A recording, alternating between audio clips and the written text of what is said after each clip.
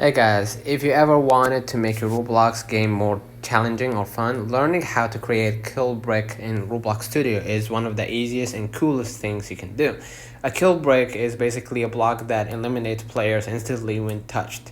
Perfect for obstacle courses, parkour maps, or survival games. Here's exactly how you can do it step by step. First of all, open Roblox Studio and create or load your project. In the Explorer panel, right-click the workspace, insert object, and then hit part. Resize and position it where you want your kill brick to be. All right. With the brick selected, go to the properties window and change its color. For example, bright red to make it obvious. Now the fun part: add the script. Right-click the brick and then hit insert object and then hit script. Delete that placeholder text and paste this simple code in the screenshot, right? And you're gonna find it also in the description box.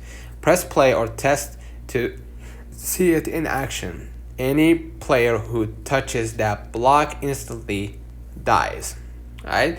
Bonus tip: you can now add particle effects or sound triggers to your kill brick for extra layer by inserting a particle emitter or for sound objects.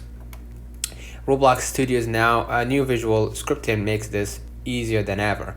No deep coding required. Don't forget to like and subscribe. See you in the next one.